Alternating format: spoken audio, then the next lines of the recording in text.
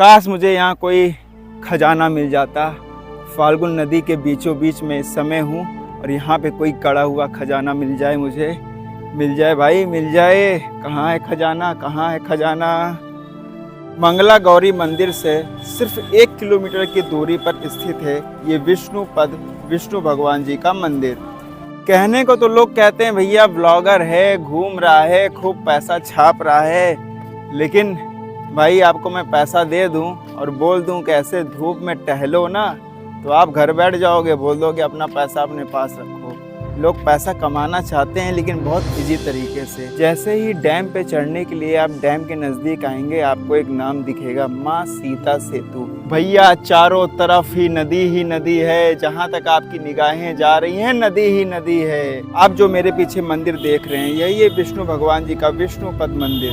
तो आप लोग भाई कमेंट ना करने लगना क्या आकाश भाई गजब चूतिया बना रहे हो, नदी होती तो तुम उस पर चल पाते।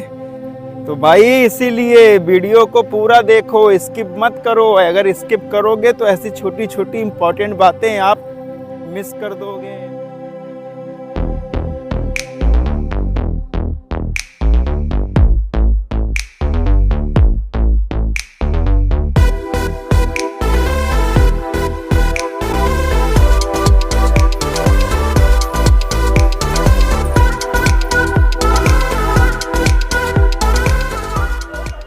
मेरे पीछे आप जो ये ब्लैक कलर का स्ट्रक्चर देख रहे हैं यही है यहाँ का प्रसिद्ध विष्णुपद मंदिर। जी हाँ, विष्णु भगवान जी का प्रसिद्ध मंदिर यहीं पे स्थित है। ये जगह कहाँ पे है? ये जगह बिहार के गया के फाल्गु नदी के तट पर स्थित है। ऐसा माना जाता है कि यहाँ पे गयासुर नामक राक्षस रहता था, जिसका वध श्री भगवान विष्णु जी ने अपने श्री चरणों द्वारा किया था। कुछ लोगों का ये भी मानना है कि यहीं पे गयासुर को भगवान ने 30 फीट नीचे जमीन के अंदर अपने श्री चरणों से दबा दिया था। विष्णुपद मंदिर जिले में मोक्षदायिनी फल्गु नदी के किनारे पर स्थित है। वैसे तो इस मंदिर का वर्णन रामायण में भी मिलता है, लेकिन वर्तमान में स्थित इस मंदिर का निर्माण इंदौर की महारानी अहिल्याबाई द्वारा कराया गया था। विष्णुपद मंदिर में जो पत्थर लगे हैं वो सोने के कसौटी पे कसने वाले ब्लैक कलर के पत्थर हैं, जो पत्थर कट्टी इलाके से यहाँ पर लाए गए हैं। इस मंदिर की ऊंचाई करीब 100 फीट है।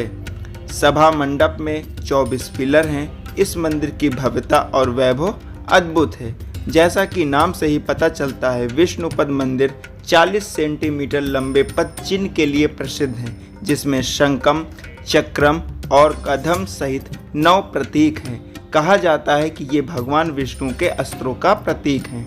विष्णुपद, जिसे धर्मशिला के नाम से भी जाना जाता है, एक ठोस चट्टान पर उत्कीर्ण है और चांदी के धातु से सुसज्जित है।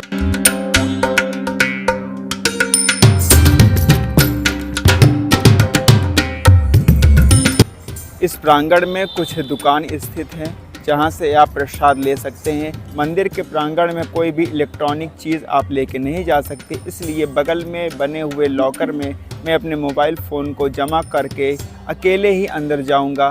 और आप बिल्कुल भी परेशान मत होइएगा, भगवान विष्णु के श्री चरणों की फ़ोटो मैं आपको डिस्प्ले कर दूंगा, आप उसके दर्शन आसानी से कर सकेंगे। पितृपक्ष के अवसर पर यहाँ श्रद्धालुओं की काफ़ी भीड़ जुटती है। ऐसी भी मान्यता है कि पितरों के तर्पण के पश्चात इस मंदिर में भगवान विष्णु के चरणों के दर्शन करने से समस्त दुखों का नाश होता है एवं पूर्वज पुण्य लोक को प्राप्त करते हैं। इस मंदिर परिसर के अंदर ही कुछ और छोटे मंदिर भी हैं जो भगवान नरसिंह को और भगवान शिव के अवतार फल्गीश्वर को समर्पित हैं। ये मंदिर हिंदुओं के लिए बहुत ही बड़ा स्थान रखता है। A few moments later. मंदिर से जैसे ही आप बाहर निकलेंगे 2 रास्ते आपको मिलेगा। पहला रास्ता ये है जहाँ पे लोग अपने परिजनों का पिंडदान करते हैं, और दूसरा रास्ता है देवघाट की तरफ जो आपको ले जाएगा घाट पर। वाल्मीकि रामायण के मुताबिक जब वनवास के दौरान प्रभु श्री राम को अपने पिता अर्थात राजा दशरथ की मृत्यु का पता चला, तो वह उनका पिंडदान करने के लिए बिहार के गया धाम पहुँचे। इस दौरान भगवान राम और लक्ष्मण पिंडदान की तैयारी के लिए सामग्री एकत्रित करने चले गए। इस दौरान राजा दशरथ की आत्मा ने माता सीता से आकर कहा कि पिंडदान का समय निकल रहा है और अगर सही समय पर पिंडदान ना किया गया मुझे मुक्ति नहीं मिलेगी। लेकिन उस समय वहां पर भगवान राम उपस्थित नहीं थे, जिस कारण माता सीता ने खुद ही पिंडदान करने का निर्णय। राजा दशरथ के पिंडदान के दौरान माता सीता ने वहां पर मौजूद ब्राह्मण, गाय, वट वृक्ष, कौवे और फल्गु नदी को इसका साक्षी बनाया। राजा दशरथ ने माता सीता का पिंडदान स्वीकार किया और वह तृप्त होकर त्रिलोक को चले गए। इस दौरान जब भगवान राम और लक्ष्मण लौटे तो सीता जी ने उन्हें सारी बात बताई, लेकिन यह सुनकर राम और लक्ष्मण को बहुत ही आश्चर्य हुआ।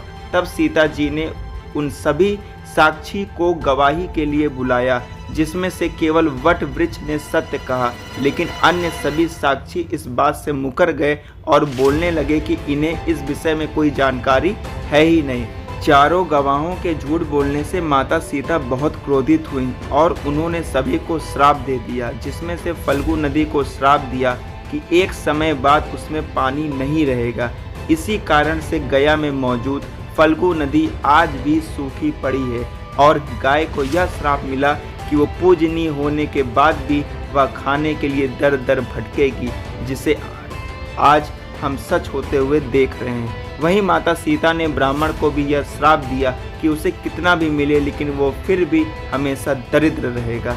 इसी के साथ कौवे को यह श्राप मिला कि अकेले खाने से उसका पेट कभी नहीं भरेगा और उसकी आकस्मिक मृत्यु ही होगी। ये सारी कथाएं होने के बाद से यहाँ पर पिंडदान का प्रचलन आज भी जारी है। घाट के दर्शन करने के बाद मैं जाने वाला हूँ इस फाल्गुन नदी के डैम पे और मैं यहाँ से जाऊँगा और यहाँ से होते हुए पूरा उस चीज़ को पार करते हुए मैं जाऊँगा उस माता सीता जी के भव्य मंदिर पर।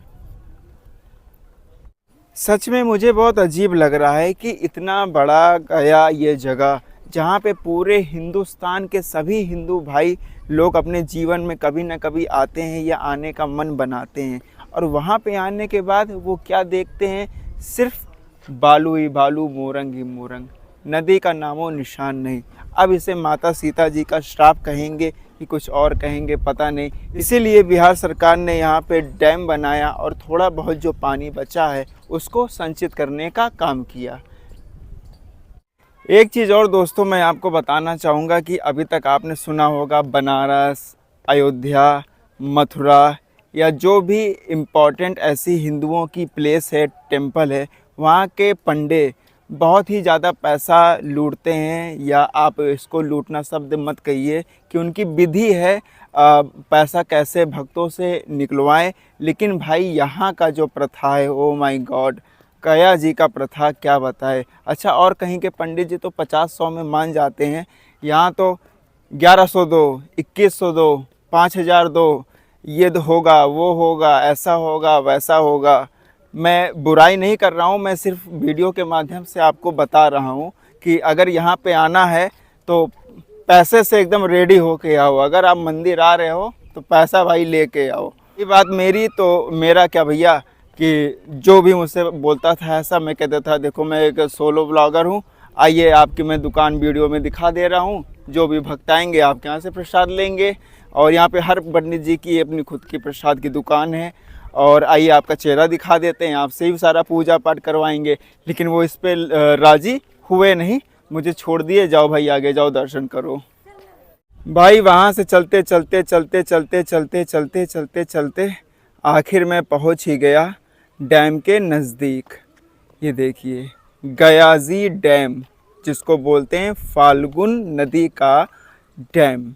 जैसे ही डैम पे चढ़ने के लिए आप डैम के नज़दीक आएंगे, आपको एक नाम दिखेगा, माँ सीता सेतु। नीचे से तो ये डैम है, लेकिन ऊपर से एक सेतु भी बनाई गई है जो इस पार से उस पार तक भक्तों को पहुंचाता है, और स्पेशल माँ सीता जी के मंदिर तक। इसीलिए इसका नाम माँ सीता सेतु रखा गया है।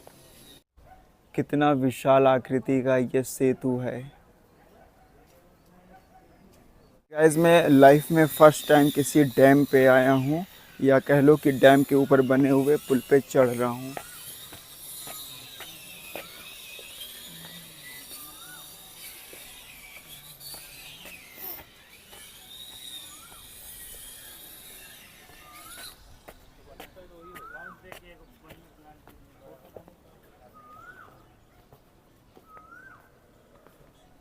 माय गॉड, कितना लॉन्ग है यार ये, कितना एक्साइटिंग भी है और कितना लॉन्ग भी है। बहुत ही ज़्यादा डिस्टेंस लग रहा है नीचे फील्ड से, तो देखने में मुझे ऐसा कुछ नहीं लग रहा था, लेकिन वाकई ये लंबा है।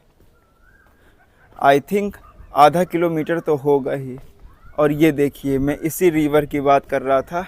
इस तरफ देखिए कुछ नहीं है, थोड़ा सा रिवर लीक करके ये यहाँ तक आया है, बाकी सब देखिए एकदम सूखा ही पड़ा है। और यहाँ पे भी थोड़ा सा रिवर है, क्योंकि थोड़ा भी गर्मी का मौसम है तो सूख गया है, वरना लोगों का कहना है कि यहाँ पे थोड़ा सा रिवर उधर से भी आता रहता है। कुल मिला के कहने का मतलब है कि जो भी अब वाटर बचा है, यही इतना वाटर बचा है। ये थोड़ा से ज़मीन से निकलता रहता है, कभी पूरी तरह तो सूखता नहीं है, लेकिन फिर भी बस इतना ही रिवर बचा है, आप देख सकते हो। इसी को संरक्षित किया गया है डैम बना के। डैम मतलब होता है एक विशेष मोटी परत की दीवार, वो वाला डैम नहीं है जिससे बिजली पैदा की जाए, ये पानी को संरक्षित करने वाला डैम है। आप लोग अक्सर किसी न किसी रिवर को गर्मी के समय में सूखते हुए देखे होंगे, उस पर फुटबॉल खेले होंगे, क्रिकेट खेले होंगे। आम भाषा में जिसको बोलते हैं कि नदी के ऊपर रेता पड़ गया। लेकिन ये नदी वाकई श्राप के कारण बनी है कि वास्तव में गर्मी पड़ रही है तो ऐसी ही है। लेकिन सोचने वाली बात है, अगर गर्मी पड़ रही है तभी ये रिवर ऐसी होती तो समझ में आता, लेकिन ये 12 मास ऐसी होती है। अगर बारिश का समय है तो भी ऐसी रहती है, जाड़ा है तो भी ऐसी रहती है, गर्मी है तो ऐसी तो रहती ही है। ये सोचने वाली बात है। तो इसका मतलब कहीं ना कहीं जो मान्यताएं हैं श्राप का, वो अवश्य ही सही है।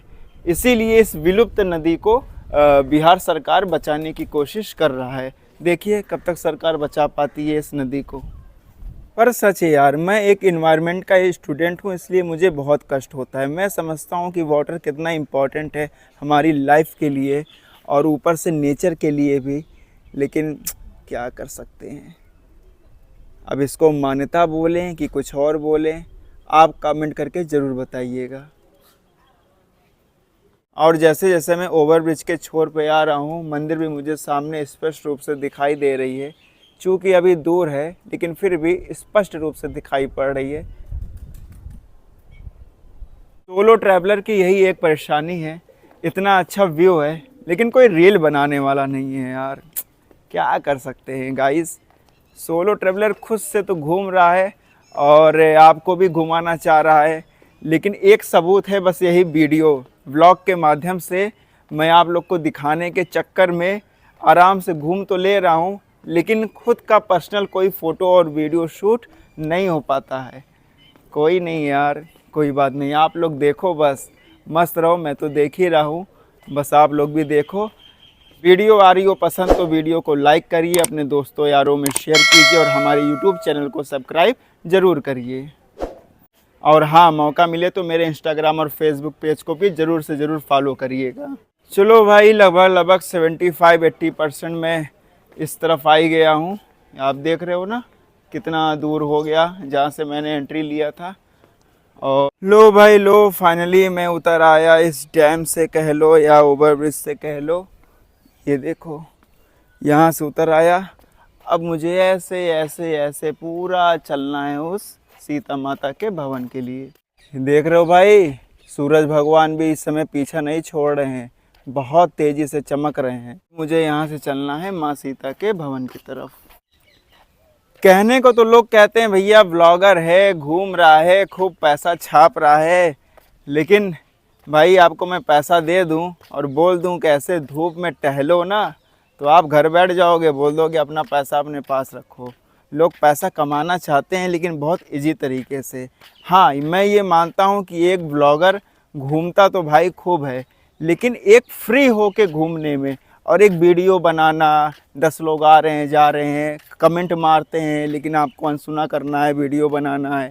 धूप हो रही हो, चाहे बरसात हो रही हो, चाहे जाड़ा पड़ रहा हो, आप इतना दूर आए हो तो आप छोटी सी छोटी चीज़ वीडियो में दिखाने की कोशिश करते हो। भाई वीडियो में दिखाओगे, लोग देखेंगे, वीडियो पसंद करेंगे, तभी तो वीडियो चलेगी, वरना क्या मतलब है ऐसे उल जुलूल चीज़ें वीडियो रिकॉर्डिंग करके। वो तो आदमी यूट्यूब पे और बहुत सारी चीज़ें हैं जहाँ पे आदमी देख सकता है, लेकिन एक प्रॉपर व्लॉग बनाना जिसमें छोटी से छोटी अच्छी बुरी और प्रॉफिट लॉस वाली सारी बातें जो व्लॉगर बताता है उसी का वीडियो भाई चलता है, उसी को लोग पसंद करते हैं।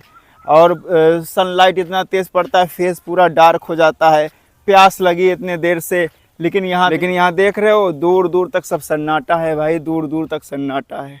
अब आप भी कहोगे बड़ा बेवकूफ़ है यार, 2 बजे 3 बजे दोपहर में चला है वीडियो शूट करने। तो भाई अगर कोई बंदा इतने दूर से खर्चा करके आया है तो वो उसके लिए 2-2 मिनट कीमती है। मैं इस समय धूप जाड़ा गर्मी बरसात कुछ नहीं देख रहा हूँ, मैं बस ये देख रहा हूँ कि प्रॉपर वीडियो शूट होना है, छोटी से छोटी प्लेस कवर होनी है। तो धूप का क्या है यार, कोई बात नहीं, इतना चलता है। आप लोगों का प्यार आशीर्वाद मिलता रहता है, सब जायज़ है, ठीक है। लेकिन अभी मैं इसका इंतज़ार करूँ कि छाँव हो जाए तो चलूँ, शाम हो जाए तो चलूँ। तो भाई शाम होने के बाद वीडियो क्लियर नहीं बन पाती, अंधेरे हो जाते हैं। और सुबह के टाइम निकलो आप फिर भी जल्दी से जल्दी करोगे, 8 बजे के पहले कोई चीज़ ओपन नहीं होती। 8-2 घंटे में आप क्या ही दिखा लोगे। और फिर भी आप बाहर आए हो तो वीडियो बनाने आए हो, ना कि होटल में सोने आए हो। बहुत स्ट्रगल भरी लाइफ होती है भाई।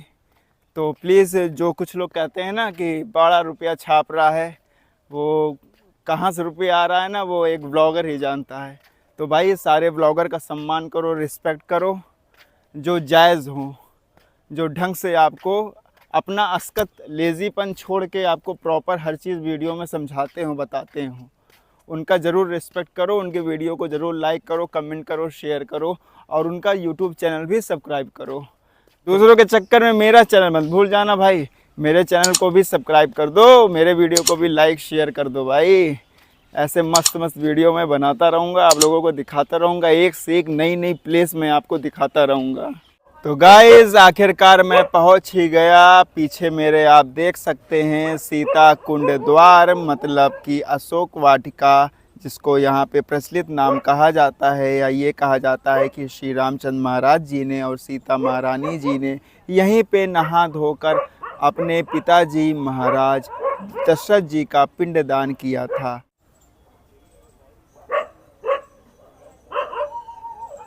और दोस्तों सबसे आश्चर्यचकित मुझे ये लगा, ये देखिए, ये वही जगह है जहाँ पे माँ सीता जी और श्री रामचंद्र जी के चरण पड़े थे, और इसी नदी के तट पर पिंडदान हुआ था। आप देख सकते हैं हर तरफ पानी सूख चुका है, लेकिन यहाँ पे हमेशा इतना दूर जल रहता है। चलिए बिना देर किए हुए चलते हैं इस पहाड़ी पर और करते हैं माँ सीता जी के भवन का दर्शन।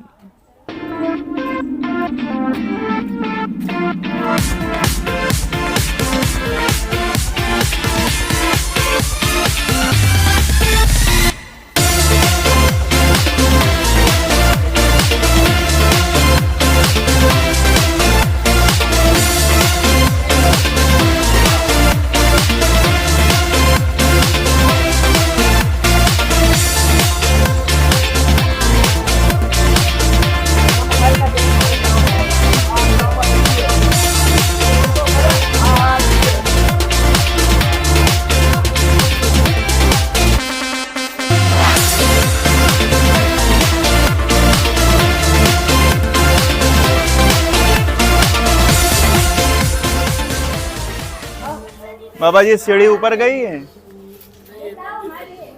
अच्छा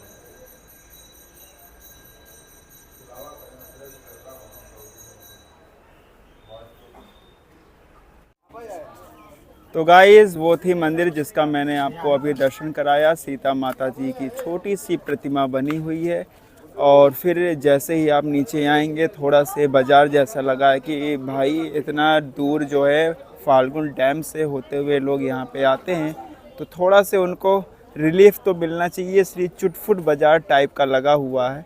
और बाकी छोटी छोटी कुछ मंदिर है, और बाकी आपको फिर सब वही कुछ दिखने लगेगा, वही घाट, वही पहाड़ी और वही रेतीला भाग। चलो भाई, इतना दूर आया हूँ तो थोड़ा सा वो चुटपुट बाज़ार आपको दिखाई देता हूँ किस तरीके का यहाँ पे बाज़ार है। ज़्यादा कुछ खास तो नहीं है, लेकिन अब इतना दूर आया हूँ तो 2 मिनट और सही दिखा देता हूँ आपको।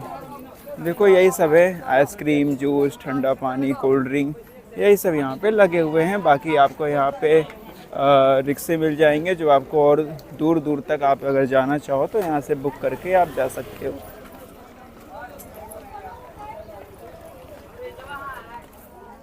तो भाई मैं चल रहा हूँ अब यहाँ से वापस, मतलब इस जगह से वापस, ना कि बिहार से वापस। तो गाइस अब मैं चल रहा हूँ इस प्लेस से अपने दूसरे प्लेस की तरफ। चूँकि यहाँ पे बहुत ज़्यादा लोग आते नहीं है, इसलिए बहुत ज़्यादा यहाँ भीड़ भड़ाका नहीं होती। और वीडियो में दिखाते दिखाते मेरी नज़र गन्ने के जूस पे गई थी, लेकिन मैंने पिया, लेकिन बहुत ही फीका था, इसलिए मैं वीडियो कैप्चर नहीं किया। मुझे लगा कोई अच्छा टेस्ट होगा या बढ़िया टेस्ट होगा तो मैं वीडियो में कैप्चर करूँगा, लेकिन वही एकदम पानी पानी था। लेकिन प्यास लगी थी भाई मुझे, इसलिए पीना पड़ा। और गाइस चेंज कर दिया है, पहले मैं सोचा कि मैं उसी डैम से वापस जाऊंगा, लेकिन इतना दूर धूप में कौन जाए दोबारा वही चीज़ रिकॉर्ड करने, इसलिए मैं यहाँ से वो जो आप रेलिंग देख रहे हो ना, इसी रेलिंग से मैं वापस जा रहा हूँ नदी के बीचों बीच से वापस विष्णुपद मंदिर के तरफ। एक्चुअली मैंने अपना प्रसाद विष्णुपद मंदिर के तरफ ही किसी दुकान पे रखा दिया था, क्योंकि कहाँ तक मैं कैरी करता उसको वीडियो बनाने में दिक्कत होती है भाई। एक हाथ से मोबाइल पकड़ो, एक हाथ से बैग, क्योंकि यहाँ पे देख रहे हैं ऐसे खूंखार डॉगी यहाँ पे बहुत है। मंकी भी हैं, जो कि आपको दिखेंगे नहीं इस समय, अभी पेड़ की छाँव में ही बैठे हैं, वरना मंकी भी टहलते रहते हैं, तो डर लगता है कहीं प्रसाद उसाद छीन न ले। तो मैं जाऊँगा उस दुकान पे वापस, वहाँ से लूँगा अपना प्रसाद, उसको रखूँगा होटल के रूम पे और फिर निकलूँगा किसी नए प्लेस के लिए। ये देखो भाई, ये मूर्ति आपको ऊपर जाने पे दिखी नहीं, क्योंकि यहाँ तक सीढ़ी ही नहीं बना है। मुझे समझ में नहीं आ रहा है, ऊपर मंदिर तो बनी है, मैंने तो वही सीता जी की, काली जी की जो प्रतिमा थी वही मैंने देखा। मैंने वहाँ पे पूछा भी, भाई ऊपर तो कहे बिना सीढ़ी के है, ऐसे कूद कूद के जाओ। तो भाई मैं मंकी नहीं हूँ, इस तरह मैं कूद के तो चढ़ नहीं पाऊँगा। लेकिन आप लोग देख लो, यहाँ पे बड़ी सी हनुमान जी की प्रतिमा दिख रही है। एक्चुअली पंडित जी ने कहा कि ये जो पेड़ पौधे आ गए हैं इसके वजह से स्पष्ट नहीं दिख रहा है, वरना ये घाट पे से ही बहुत ही सुंदर लगती थी, बहुत ही सुंदर लगती है। मैं कोशिश करूँगा अगर रात का समय हो और मैं आपको दिखा सकूँ। बड़ी इसमें लाइट वाइट जलती है, लगते हैं पहाड़ पे ऐसे बाबा बजरंगबली जी खड़े हुए हैं, लेकिन इतने ज़्यादा प्लांट्स आ गए हैं कि इसके वजह से दिख नहीं रहा है। ये मैं ही नहीं, बहुत सारे लोग ये रास्ता अपनाते हैं, क्योंकि डैम वाकई बहुत लंबा पड़ जाता है भाई। अब आप सोच लो, मैं वहाँ से ऐसे होते हुए इतना दूर ऐसे होते हुए यहाँ तक पहुँचा था, और मैं अगर रिवर में से आ रहा हूँ तो ये देखिए आधा रास्ता पार हो गया है, बस आधा रास्ता बचा है। सामने घाट दिख रहा है, विष्णुपद जी की मंदिर भी दिख रही है। भाई देखने में ये कुछ ऐसा नज़र आ रहा है कि जैसे सरसों के तेल की जब पेराई होती है तो कुछ ऐसे ही कारखाने में पड़े रहते हैं, चिप्पी चिप्पी से, ब्राउन ब्राउन से, ब्लैक ब्लैक से, कुछ वैसे ही नज़र आ रहा है ये। काश मुझे यहाँ कोई खजाना मिल जाता। फाल्गुन नदी के बीचों बीच में इस समय हूँ और यहाँ पे कोई गड़ा हुआ खजाना मिल जाए, मुझे मिल जाए भाई, मिल जाए। कहाँ है खजाना, कहाँ है खजाना? देखो भाई, ये है दूसरा वाला रास्ता। मैंने अभी कुछ देर पहले वीडियो में ही बोला था कि विष्णुपद मंदिर दर्शन करने के बाद 2 रास्ते हैं। एक रास्ता जाता है जहाँ पे पिंडदान होता है, पितृदोष की शांति होती है, और दूसरा रास्ता जाता है घाट की तरफ। तो मैं घाट की तरफ से आके फाल्गुन डैम से होते हुए उस पार मैंने गया था, लेकिन अब मैं वापस आ रहा हूँ तो मैं सोच रहा हूँ आपको ये वाला भी रास्ता दिखा दे, चूँकि ये रास्ता पे कोई आता जाता नहीं है। लेकिन मैंने कहा लाओ आपको दिखा ही दूँ वीडियो के माध्यम से। ये वही टीन शेड वाला रास्ता है, और मुझे एक बात और पता चली है यहाँ पे कि जैसे बनारस में मणिकर्णिका घाट है, हरिश्चंद्र घाट है, 24 घंटा वहाँ पे लाश जलती ही रहती है। ऐसे भाई यहाँ पे भी 24 घंटा लाश जलती रहती है। ये आप देख रहे हो ना, लकड़ी देखो कितनी लकड़ी रखी है, रात दिन यहाँ पे लाश जलती रहती है। और यहाँ पे देखो लिखा भी है मुक्ति धाम गया जी, यहीं पे पिंडदान होता है। लेकिन बहुत सारे लोग वहाँ पे कर रहे थे क्योंकि वहाँ पे रिवर है, इसलिए वहाँ पे नहा धो के कर लेते हैं। चूँकि सही स्थान सही प्लेस ये है क्योंकि यहाँ पे इस समय रिवर रहता था तो यहाँ पे होता था, पर अब तो रिवर है नहीं तो सब लोग उधर शिफ्ट हो गए हैं। लेकिन सही जगह यही है पिंडदान की। यही है भाई वो दूसरा वाला रास्ता, देखिए ऊपर टीन शेड आपको दिख रहा है ना, जो मैंने मंदिर के सामने से आपको दिखाया था, वो रास्ता यहीं पे आके इसे मशान धाम में निकलता, जहाँ पे सारी चिता जलाई जाती है और पिंडदान किया जाता है। ये देखिए अब मैं इसी रास्ते से वापस मंदिर के सामने जा रहा हूँ क्योंकि मेरा प्रसाद दुकान पे रखा हुआ है।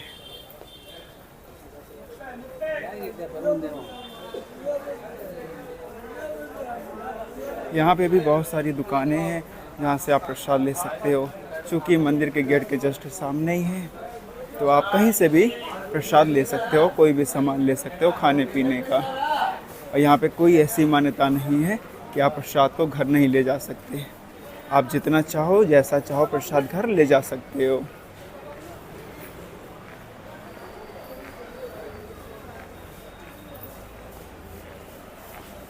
ये देखो मैं कुछ इसी लॉकर की बात कर रहा था जहाँ पे आपका मंदिर जाते वक्त, विष्णुपद मंदिर जाते वक्त सारे सामान आपके जमा हो जाएंगे। और ये रहा अपना दुकान जहाँ से मैंने प्रसाद लिया था।